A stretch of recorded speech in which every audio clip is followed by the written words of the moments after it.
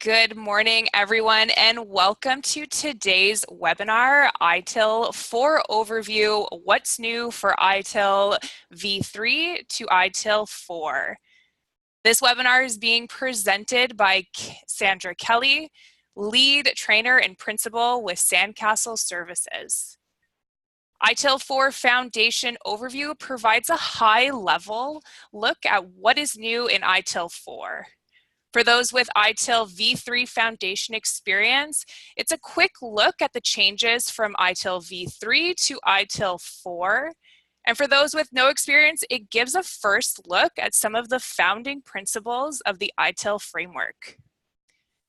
You will be introduced to the concepts of the service value system and the service value chain, as well as a look at the guiding principles of ITIL 4 and a quick look at the practices that will be discussed in the framework. Your host, Sandra Kelly, is a seasoned IT professional with over 30 years of IT experience and more than 10 years as a lead ITSM trainer. She is the author of several ITIL courses, including ITIL 4 Foundation. During the webinar, everyone's phones will be muted. So if you have any questions, please enter them in the Q&A box at the bottom of your screen. And if you enjoyed the presentation today and are interested in learning more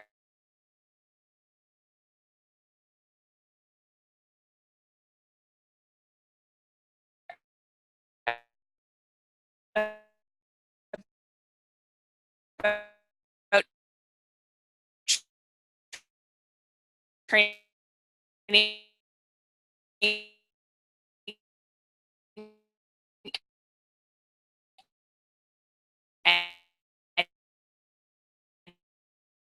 anywhere with our Thank you. It's feeling box. We have the opportunity to get each and every question answered. So let's go ahead and get started. So this is the ITIL 4 overview. I've already heard you're welcome. Good introduction there into what it is that we're going to be covering. So this whole idea of service management, why do we even need to talk about service management?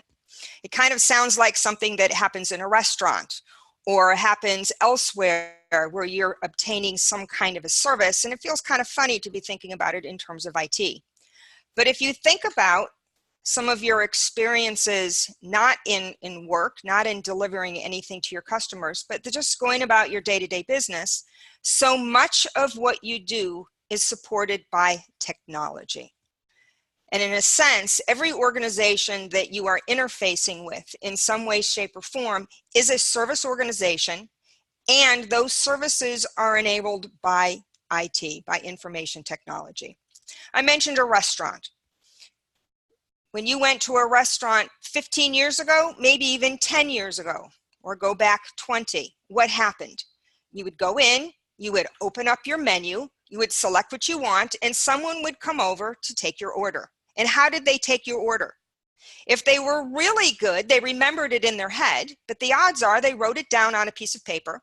They may have taken it over to a service counter, put it up on a rotating thing, and that rotation went to the cook who prepared your meal, put it on top of a counter.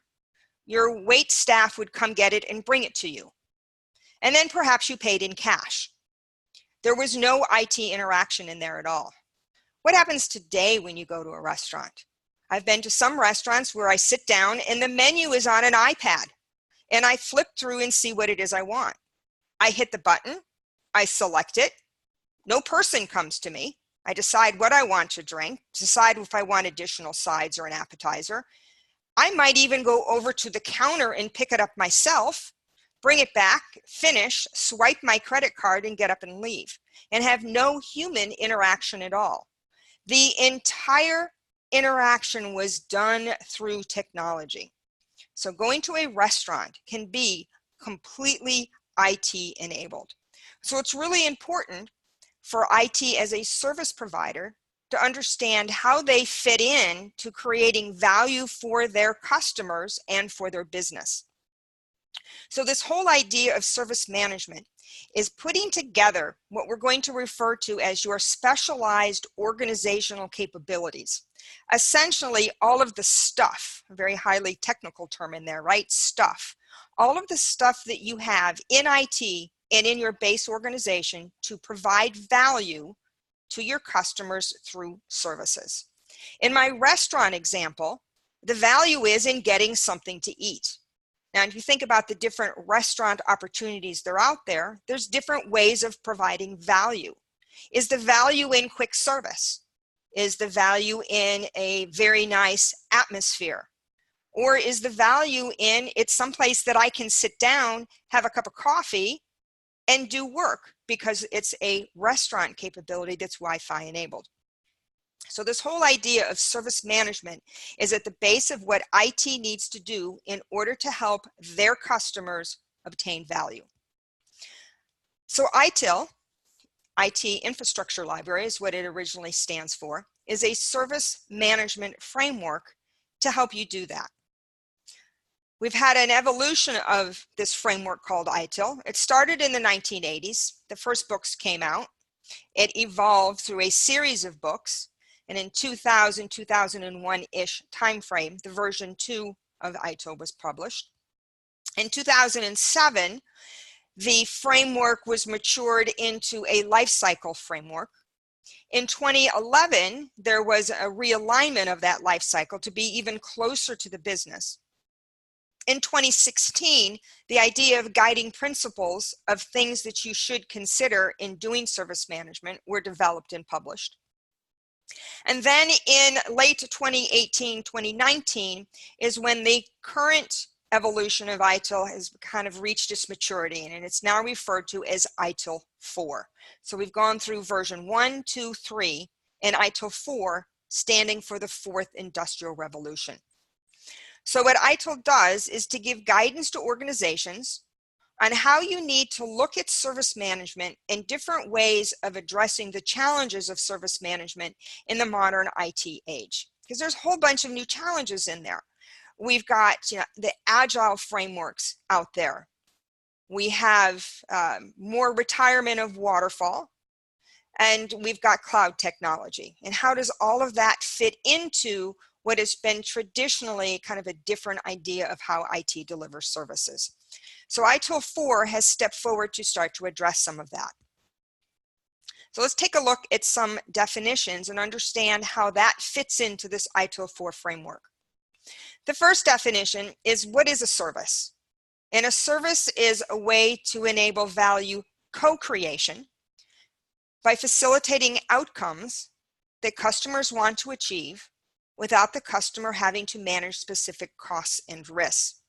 For those of you that have a version 3 background, you're going to recognize this definition more or less, but the big change in there is the word co-create. Essentially, version 3 was looking at services as ending at the delivery of the service and was not as concerned about what did the customer do with the service and what happened after that point. So ITIL 4 is more business aligned, more customer aligned, and recognizing that we, the service provider, need to work with the customer to co-create value. And the way we do that is by helping the customer to get the outcome, the result that the customer wants. So this is always an interesting definition to talk about in an introductory class, because you have this phrase in here about without managing specific cost and risk. And what that's referring to is that you as a customer do not have to worry about how many servers or network switches it takes in order to deliver a specific service, nor are you concerned about the underlying risks. And I always like to use as an example the idea of protecting your desktops against intrusion, kind of like your basic virus protection.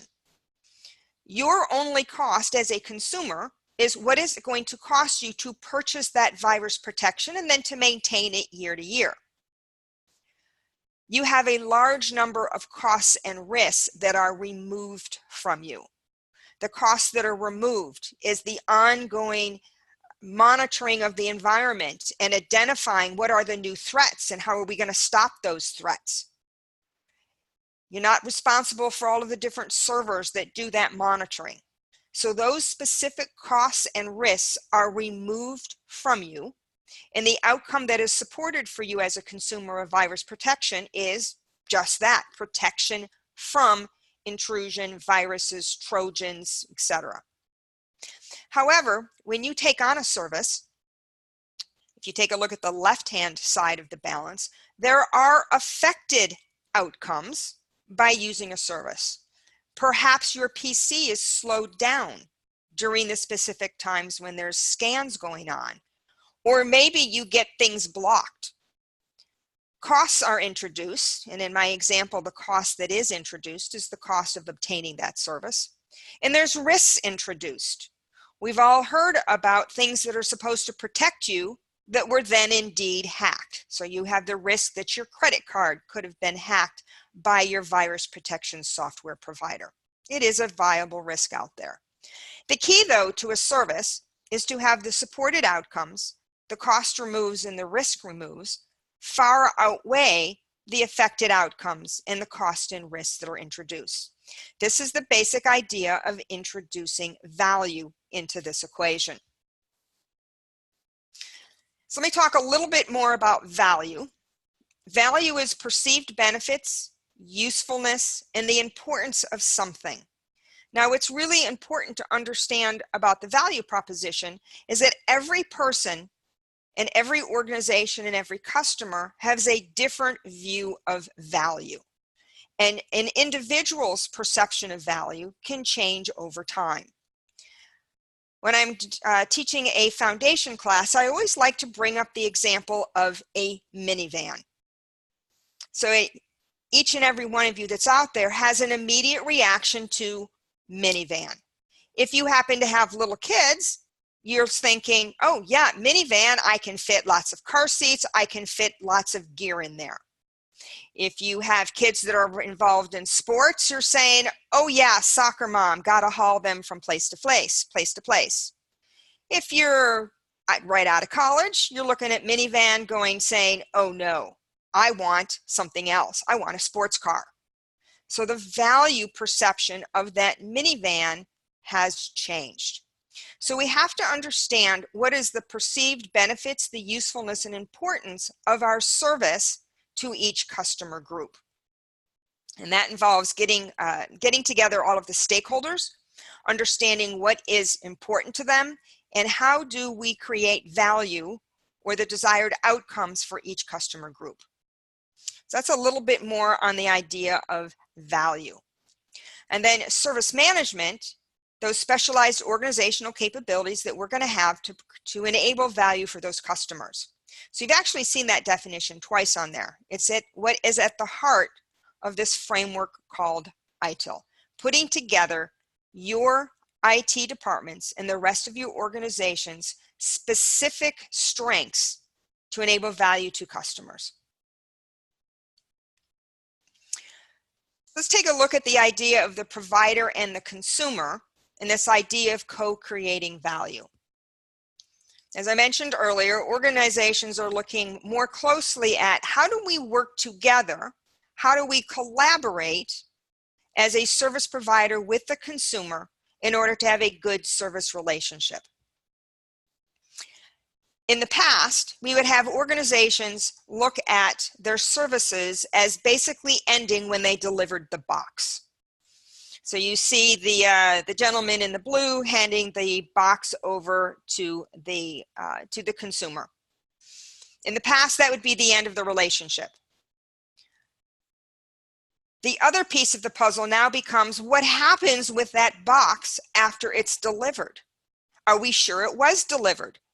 What's it going to be used for once it is delivered?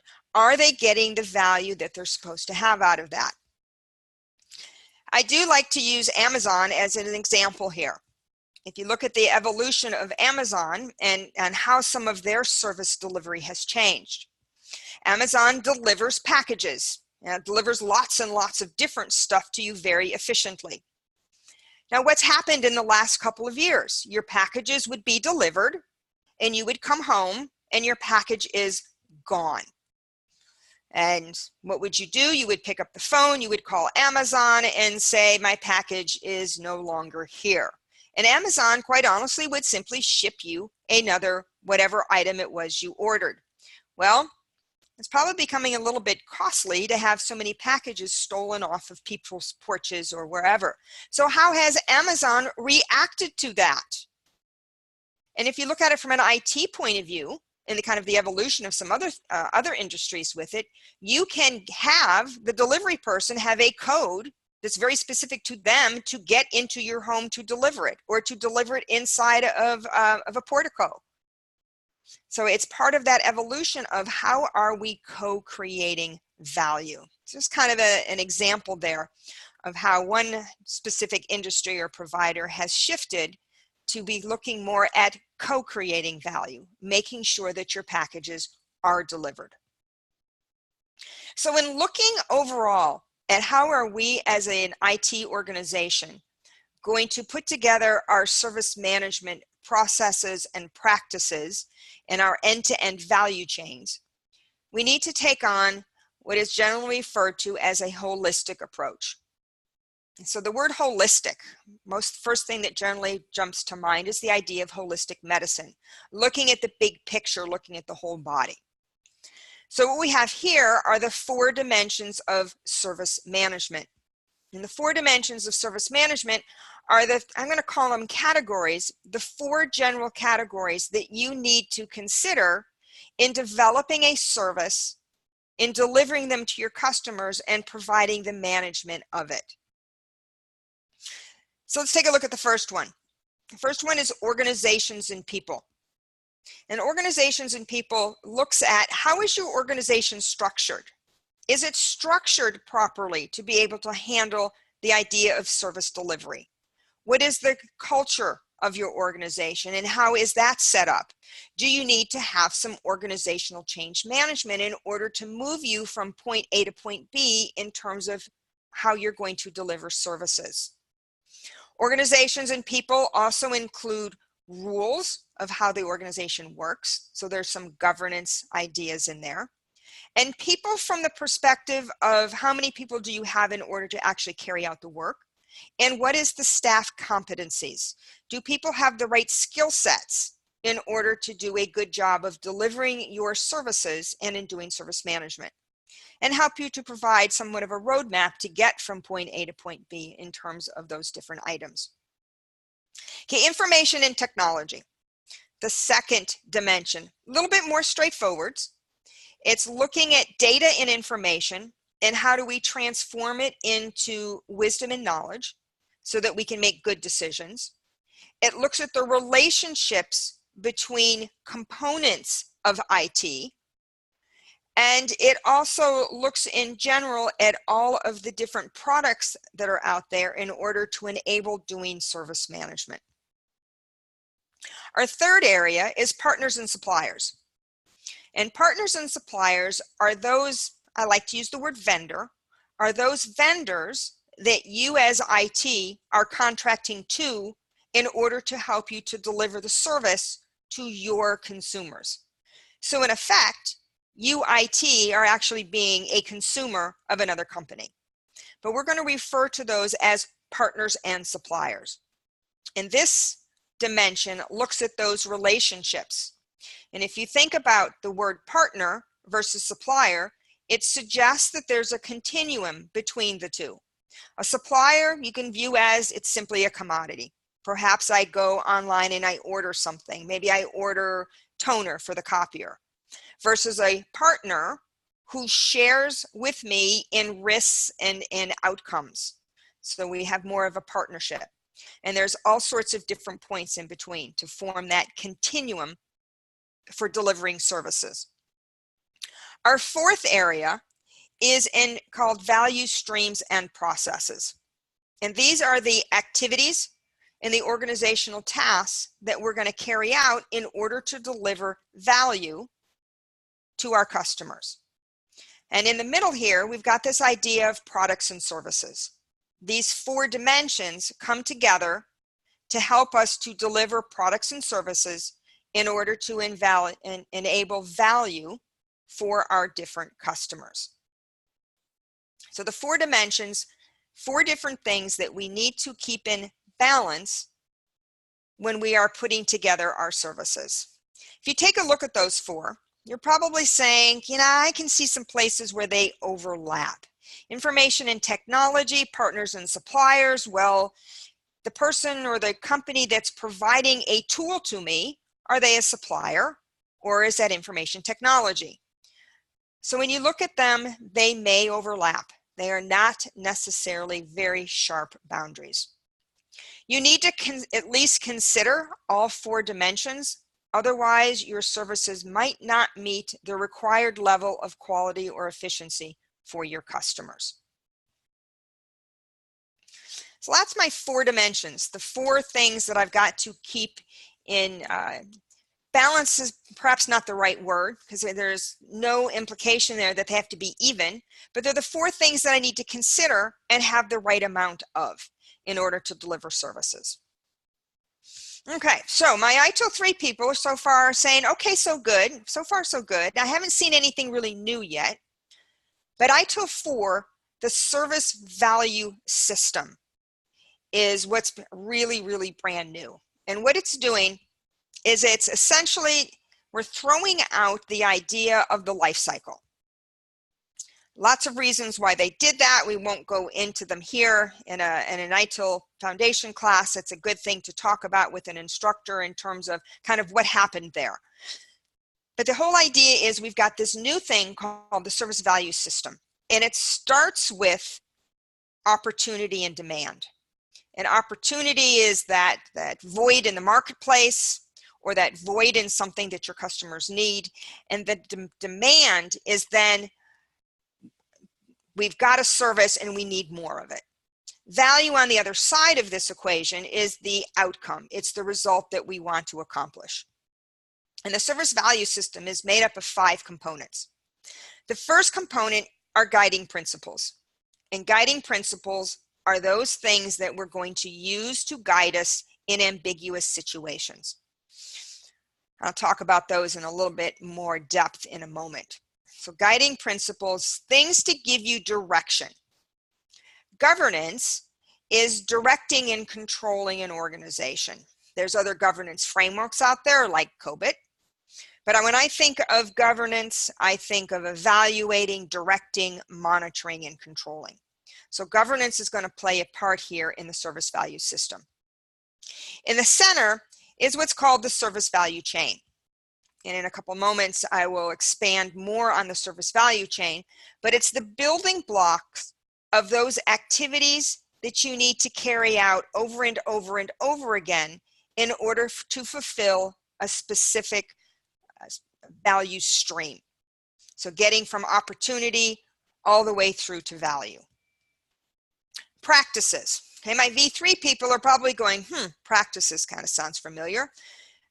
I think of practices as processes with all of the 4 dimensions wrapped around them. So practices is bigger than processes. When we take a look at the practices, you're going to see that incident management is a practice. Well, incident management is a process too. But in V3, the incident management process only looked at inputs, outputs, and steps. We really didn't address the tools, the data, the people, the organization, and those different aspects. Is there a supplier that's coming in there? And if you think about it, I just mentioned the 4 dimensions surrounding a process. So when I think of a practice, I think of process with all of the rest of the pieces and parts that make it happen. And then continual improvement. My V3 folks will recognize continual improvement. We had CSI in version 3. We now have continual improvement as a part of the service value system. You're going to see improve as a sub-piece as well of the service value chain. And you're going to see a practice called continual improvement. So it actually shows up 3 times. So you can see how important the idea of improvement is to ITIL 4. So the service value system in one sentence, it's a system that facilitates the integration and coordination of various organizational components and activities and provides this strong, unified, value-focused direction for the organization. Think of it as a template for accomplishing. I like to look at it as a specific line of business, and then this service value chain is going to give us a whole bunch of different value streams in order to accomplish those objectives. So let's take a little bit deeper look now at the idea of guiding principles. So the guiding principle was that first component. So a guiding principle, by definition, it's a recommendation. It's going to guide an organization in all circumstances, regardless of changes in goals, strategies, type of work, or management structure. I like to look at it as being that general principle that's going to tell me what to do in an ambiguous situation. From a service management point of view, we're going to have 7 specific ones.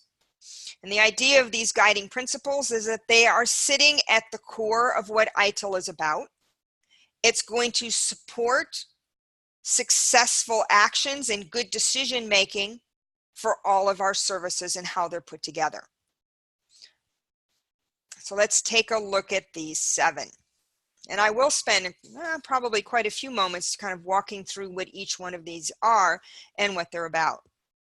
So the first one is focus on value. Focus on value is asking questions like, who is your customer? What do they value? And how do we as the service provider provide value to them? Now you notice there's a lot of focus there on the customer, on the consumer, on the business. There is also an aspect in focus on value on how is value provided for the service provider as well. So we have to recognize that yes, the customer is king, but we as a service provider need to make sure that we are also getting value. And typically we're going to think of value in terms of receiving funds. Perhaps you're a profit center and you have to make profit. Maybe you're just recouping your budget. But the idea is that focus on value is primarily focused on the consumer and the customer, but the service provider matters too. So it's a series of questions, a series of steps to make sure that we are providing value. The second guiding principle is start where you are. And start where you are is basically saying, don't throw out what you've already got without going and looking to see, is there something of value to start off with there. I like to talk about remodeling a kitchen. When you decide that your kitchen has reached its age of obsolescence, what do? Do you automatically rip everything out? Or do you take stock of what is still working and what is still usable? You want to do the same thing in a service management initiative. You have to take a look at and see, what do we already have? Is it working? How well is it working? Should we replicate what is working, or should we be throwing everything and starting from scratch? Part of start where you are also includes the idea of observe directly. Go out and take a look and see with your own 2 eyes, not just using measurements, to see what is working and what isn't working. Progress iteratively with feedback. This is about taking on smaller chunks of work, gathering feedback as you go through each iteration. And what this does is to allow you to identify failures earlier. Essentially, if you make a mistake, you can get it fixed. It's much better to have spent a week of work, deliver a minimal viable product, the absolute smallest amount of change that you can deliver that's useful, and see that it worked or that it met the customer's need. The idea of progress iteratively with feedback means fast, but it does not mean incomplete. So you have to focus in, what is the minimum viable product? Collaborate and promote visibility. This is putting forth the different ideas and the different principles of understand your stakeholders, get buy-in, get trust, understand different perspectives, and recognize that getting buy-in, getting trust, it doesn't necessarily mean consensus. If you have a lot of stakeholders, you're not going to be able to get consensus. But part of what this guiding principle talks about is how do we go about making sure that we do get people on board. When we get people on board, we will be more successful. Think and work holistically. We've already seen the word holistic, the 4 guiding principles.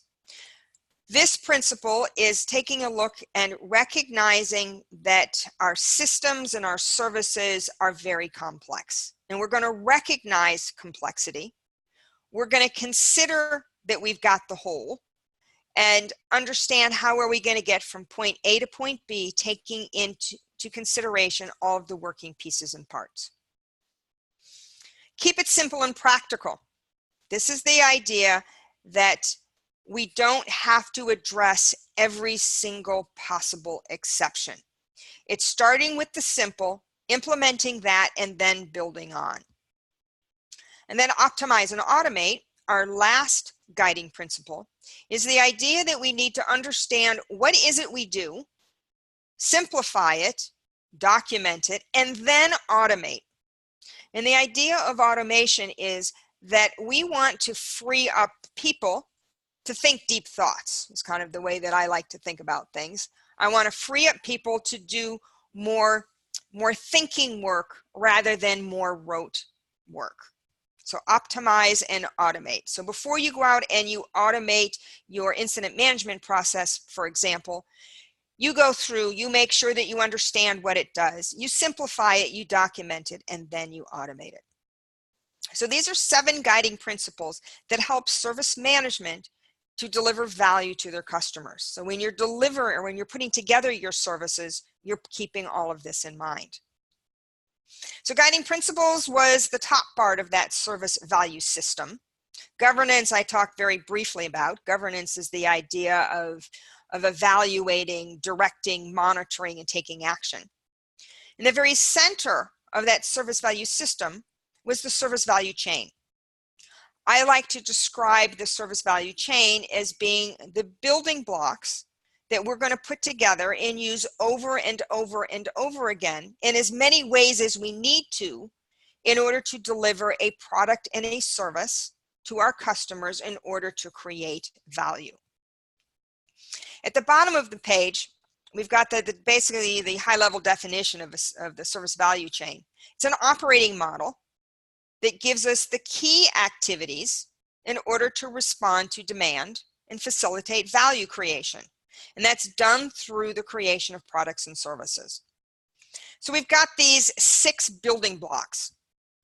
And I do think of them as building blocks. When I do a foundation class, I actually bring in my kids' Legos.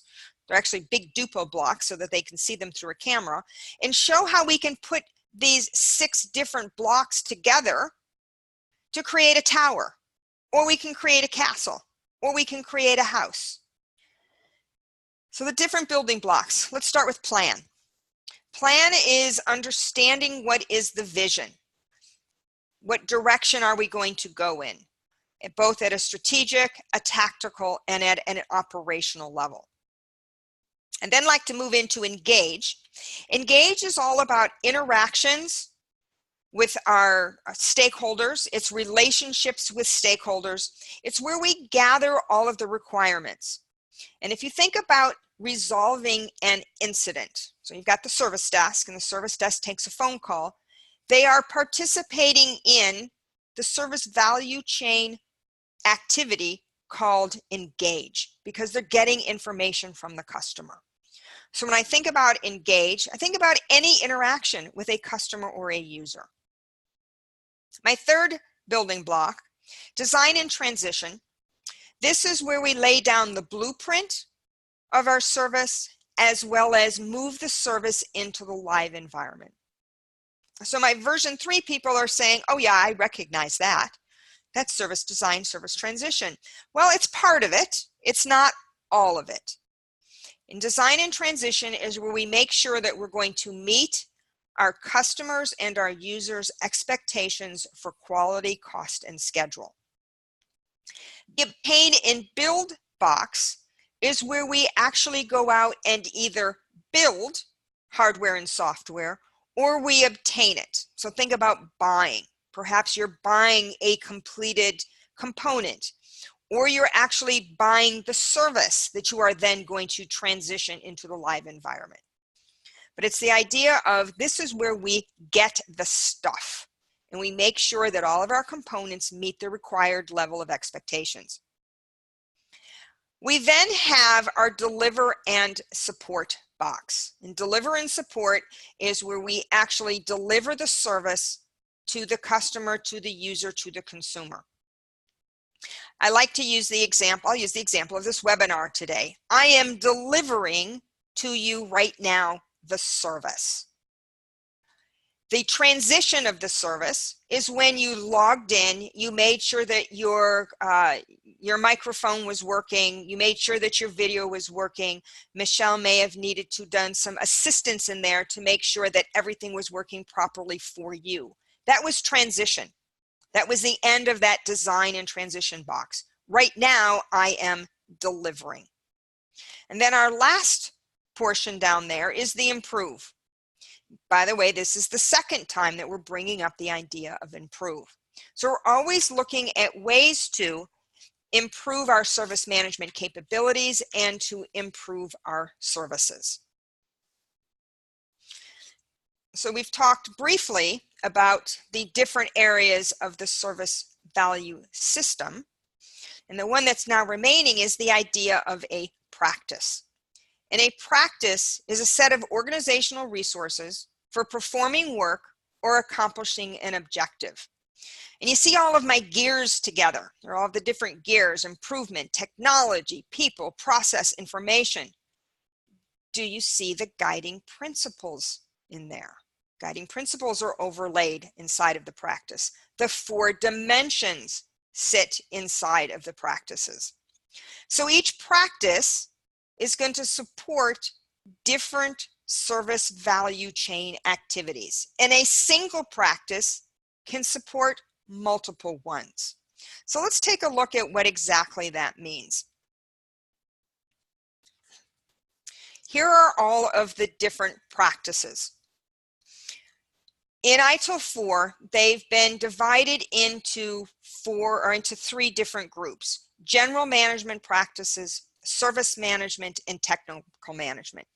General management practices are those practices that came out of just general management. The idea of security, knowledge, organizational change management, project management, risk management, financial management. Those are all processes and practices that basically kind of existed before the idea of service management. In the middle, in the sky blue boxes, are service management practices. Those practices that are thought to have developed as a result of service management. We don't necessarily have to agree with that statement, but it's the way that it's being grouped. Okay, my background is I was once a techie tech. I was actually a DBA. And when I look through some of these, like capacity and availability, I think immediately technology. But as a technologist, we generally went through more tasks versus looking at things end to end. So looking at something like availability and capacity and performance end to end puts it under more service management domain. Then we have technical management. And technical management are those practices and processes that basically developed more from technology. So we have a whole bunch of practices out here. For my V3 people, if you take a look through these, you're going to recognize some of them. Some of them have been enhanced. Some of them has been split. For example, service asset and configuration management is now service asset and configuration management. Release and deployment is now 2 separate practices. So we've got the whole set here. Think of them as being processes with a whole bunch more important stuff broken up around there. Please take notice that the service desk is now a practice. ITIL 4 does not break out people into groups called functions like they did in version 3.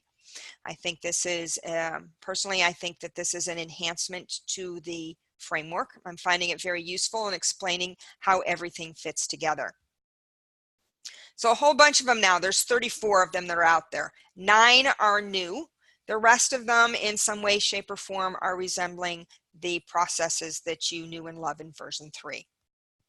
So each one of these can contribute, I'm going to go back a page here, can contribute to the service value chain. Most people are familiar with the service desk. So think about a call coming into the service desk. The first thing that happens is engage. We get the information from the user. My keyboard, my L key is stuck. Okay, so what happens? An incident ticket gets created by the service desk. The service desk contacts tech support and they obtain a new keyboard. They go and deliver that keyboard to the user. And now we have just stepped from engage to obtain, build, to transition, to deliver. And then this service desk talks to the person who raised the original incident and said, is it been delivered? Are you now happy? So that would be 1, 2, 3, 4, 5 different steps in a possible chain. Or you could create a brand new service. And you'd go to engage to get the requirements. You'd go to plan to discuss funding. You'd go back to engage, get some more requirements. You'd go to design.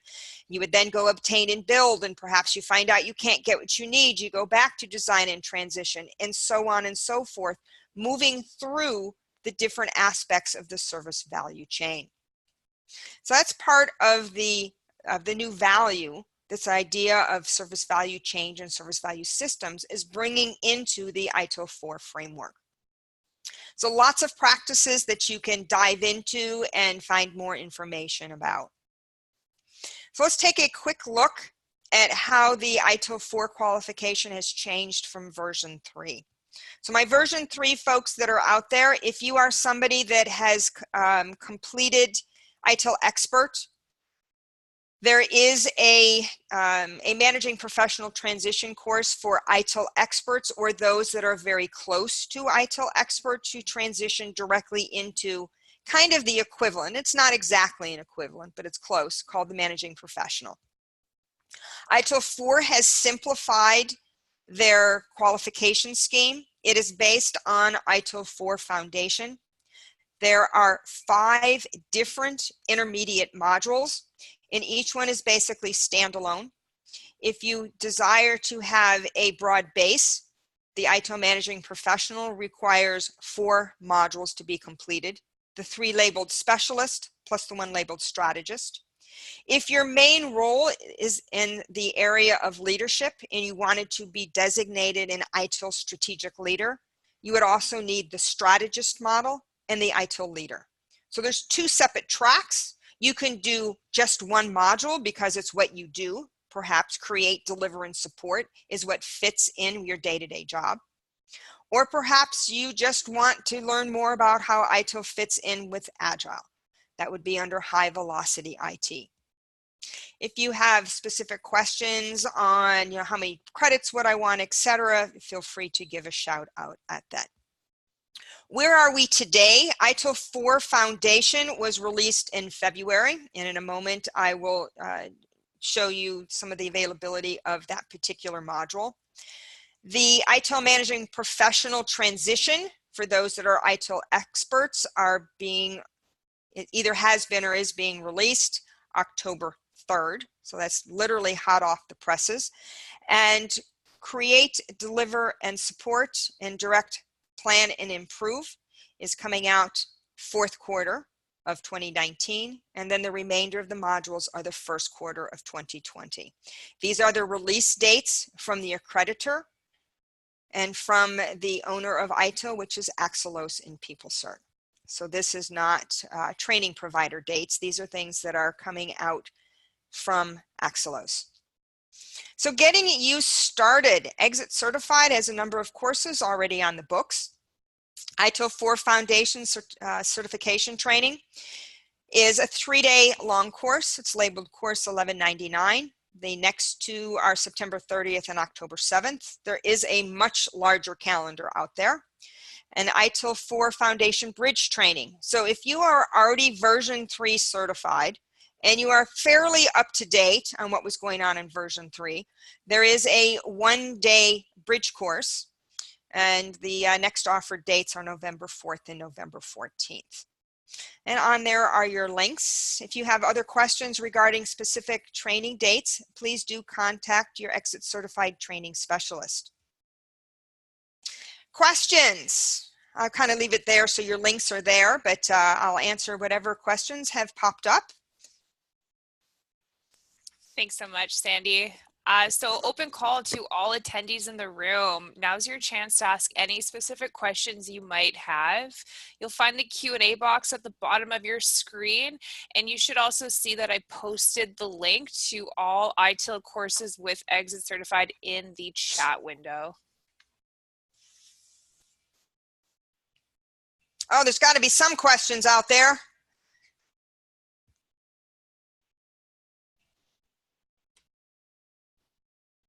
All right, we do have a question. So, Sandy, is ITIL 4 better than ITIL 3? Oh, that's a loaded question. Is it better? I think that ITIL 4 has resolved some of the inconsistencies, perhaps, or some of the open questions that were out there in terms of what was going on in V3. V3 was built around the life cycle. And what happened with V3 in the life cycle is that a lot of organizations implemented in a siloed manner. I'm a very visual person, so I kind of like have to take a step back. So people implemented this way. And instead of thinking about it as being sliding planes that you could move from strategy to design, back to strategy, up to transition, etc. And what ITIL 4 does, by taking away that artificial construct of the life cycle phases and putting together the building blocks, I think that it helps to understand how to best use the framework. And I think that's a big plus. We're really in a kind of in a state of flux. I don't, not everything has been completely published yet for the general public in terms of practices.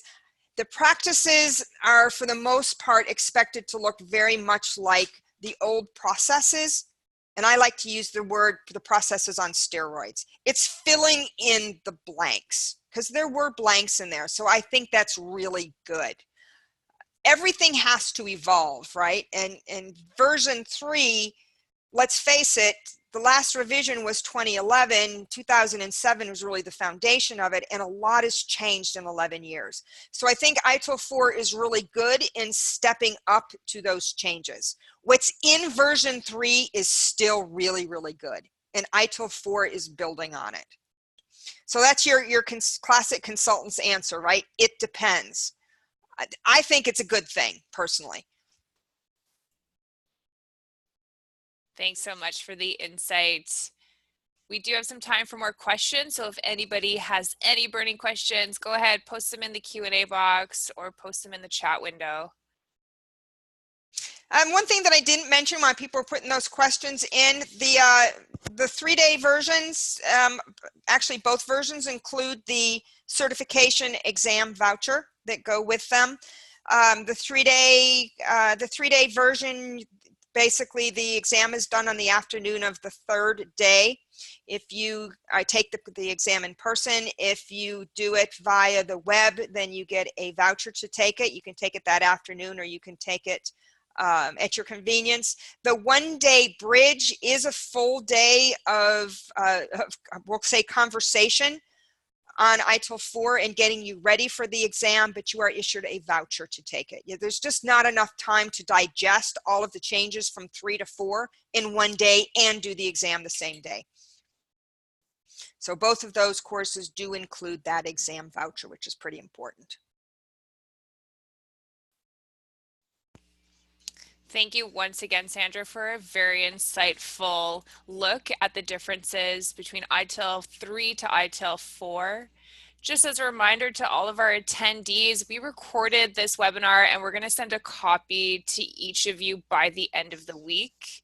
If you have any questions or want to reach out to learn more about ITIL training, to learn more about ExitCertified, or training virtually on our IMVP platform, please don't hesitate to reach out. We'll hang out in this room for a little bit longer, but that does conclude our webinar. Thank you all so much. Hope you enjoy your afternoon. Thank you all. All right, Sandy, we have another question. So someone who is new to ITIL, does ITIL 4 Foundation require any educational requirements to start the course and sit for the exam? Nope. I get people in there that are 30 years in IT, and I get people straight out of school, and I have also get business analysts. Doesn't matter. We start with the basics. We start with the definitions, and then we build on top of that. Absolutely nothing is required in there. In fact, my business analysts that come in with absolutely no preconceived knowledge about IT other than the fact that they're a user, they do just fine.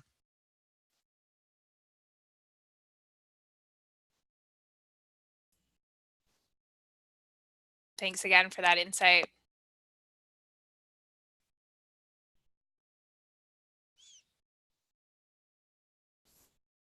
All right, another question.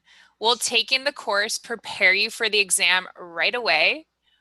Yes. Or is it or are there further study or reading materials normally required to take that exam?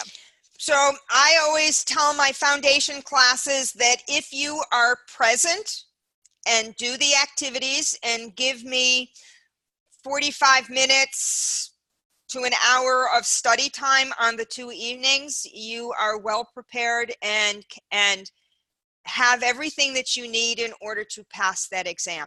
Some people, so it's a 40-question multiple choice, straightforward ABCD exam. You don't get minus points or gradient or anything like that. It's kind of your traditional multiple choice exam. You have to get a 65%, so that's 26 out of 40. If you are a person who is striving for a 38 out of 40, then maybe you want to take an extra day to review or spend more than an hour. Maybe you want to spend 2 hours a night reviewing. I always recommend that you set aside some time each evening to review the material, but everything that you need to know, it comes out of that course. And there is a workbook that comes with the slides that make sure that there's good solid understanding of all of the different points. That's great, thank you.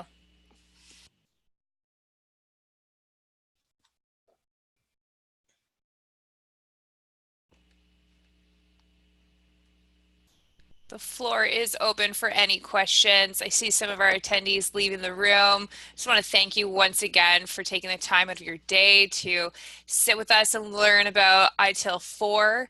If you come up with a question later on today or throughout the week, definitely don't hesitate to reach out to us. Our contact information is on our website that I've posted in the chat, and it's also on that email you used or received when you registered for today's webinar. Sandra, it's been a pleasure. Thank you so much. Thank you. Thank you for having me.